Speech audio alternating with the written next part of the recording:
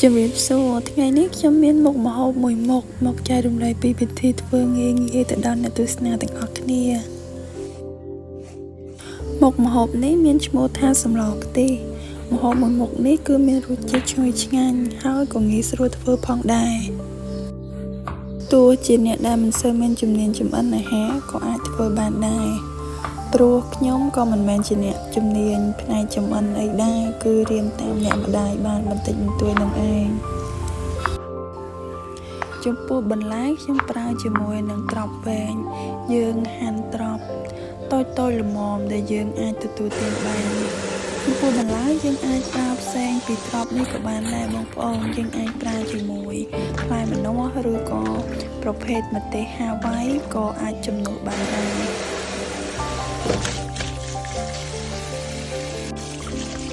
ចំពោះសាច់ក៏ដូចគ្នាយើងអាចប្រើបានជាច្រើនប្រភេទយើងអាចស្លជាមួយសាច់ជ្រូកឆ្អឹងជំនីត្រីពុះគោឬក៏ប្រភេទសាច់ផ្សេងទៀតទៅតាមការកែច្នៃហើយថ្ងៃនេះខ្ញុំជ្រើសរើសយកឆ្អឹងជំនីជ្រូកលាយជាមួយនឹងសាច់ជ្រូកខ្លះ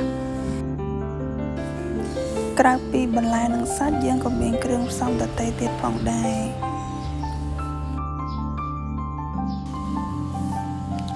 មានដូចជាប្រហុកចិញ្ច្រាំ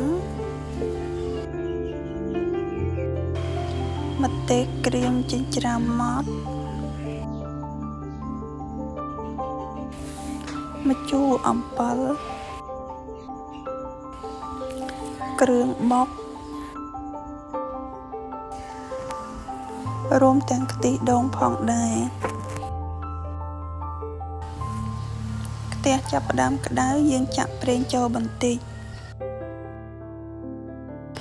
បន្ទាប់មកចាក់ម្ទេសចិញ្ច្រាំចូលកូរម្ទេសឲ្យឡើងក្រហមបន្តិចបន្ទាប់មកយើងចាក់គ្រឿងបុកចូលបន្ទាប់មកទៀតយើងចាក់ប្រហុកចូលហើយកូរគ្រឿងទាំងនោះចូលគ្នាឲ្យសព្វរួចចាក់ខ្ទិះដូងចូលបន្តិចកូរវាឲ្យសព្វរួចចាក់សាច់ចូលច្របល់សាច់និងគ្រឿងឲ្យចូលជាតិគ្នា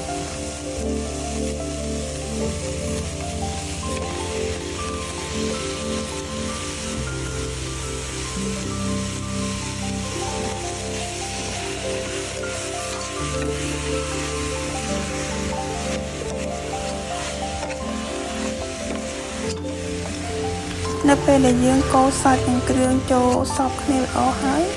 យើងចាក់ខ្ទិះដូងបន្ថែមបន្តិចទៀតបន្ទាប់មកយើងធ្វើការថែមគ្រឿងក្រូចដូចជាស្កម្សៅស៊ុបប៊ីចេងចំពោះគ្រឿងផ្សំបើសិនជាយើងមិនមានជំនាញចម្អិនយើងអាចដាក់វាបន្តិចសិនកុំដាក់ច្រើនពេកចាំពេលដែលយើងភ្លក់មើលប្រសិនបើវានៅស្ទើរអ្វីយើងអាចបន្ថែមវាតាមក្រោយទៀតបានបន្ទាប់ពីយើងចាក់គ្រឿងចូលរួចរាល់ហើយយើងបន្ថែមទឹកហើយបង់ម្ជូរអំពិលខ្ញុំក៏បានបន្ថែមដុំស៊ុបខ្នុរ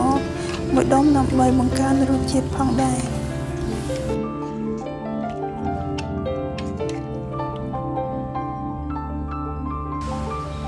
បន្ទាប់មកយើងចាប់ផ្ដើមរំងាស់ឲ្យសាច់របស់យើងឆ្អិនល្អនិងចូលជាតិគ្នា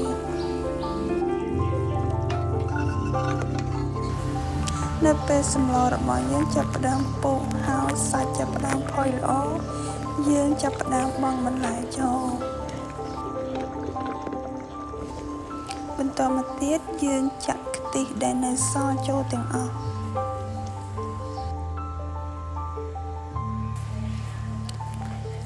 សម្រាប់អ្នកដែលមិនមានជំនាញចម្អិនហើយមិនចេះចម្អិនសម្លមួយមុខនេះអាចសាក់លបងធ្វើតាមនាងខ្ញុំបានហើយចំពោះអ្នកដែលគាត់មានរបៀបស្លផ្សេងពីនេះបងប្អូនអាចចែករំលែកមកកាន់នាងខ្ញុំបានវិញដូចគ្នា